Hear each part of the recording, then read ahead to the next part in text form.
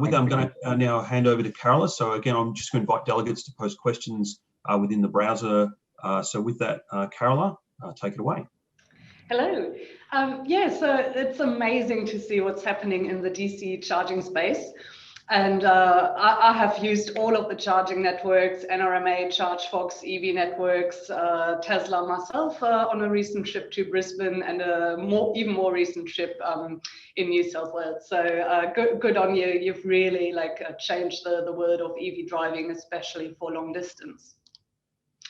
And yeah, as you have seen with the presentations before, EV charging is definitely the new normal. We're going to see it more and more.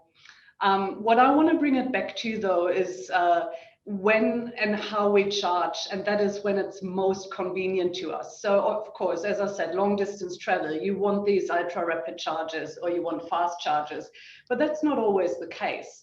And as Andrew said earlier, we also need to look at the business case of installing charging infrastructure. And sometimes DC charging, given the higher price point at this time, is not the most suitable solution for a business or charging provider. So what we're looking at is the broader EV charging experience. All of the networks and all of the public charging stations, they obviously need to have a way where EV drivers can easily find, stop a charging station and pay for it via credit card if it's not free, as in case of a lot of shopping center AC chargers. And then also for everyone who's actually operating that charging infrastructure, they need a way to basically manage and operate their assets. And that's basically what we do. So just to quickly reiterate, Evity is a software company and we enable other companies to install and operate charging infrastructure. But let's get back to where do we charge? When do we charge? When is it most convenient? So the sector is huge and it's very fragmented because essentially we can charge anywhere where we park our cars, whether that's in multi-dwelling units, in public locations, commercial offices, sports or entertainment venues, at work, retail, residential charging, commercial parking. It goes on and on and on. So I want just to talk about the few main cases where we're using chargers right now and how it differentiates from the experience. So it was said earlier today, 90% or 95% of all charging takes place in the home. And usually you don't require billing or reporting, but you definitely want to do tariff management if you have a peak or off-peak energy plan. And that can be done through the car or through the charger. And you want to, if you have solar, optimize for solar self-consumption. Then from your single home, you go into the multi-dwelling units, and there the picture is very, very different. Because if you have an apartment tower, in, let's say, the Sydney CBD, and there's 300 apartments in this high-rise apartment tower, you don't want every one of the 300 residents to install their own charger. Nothing is coordinated.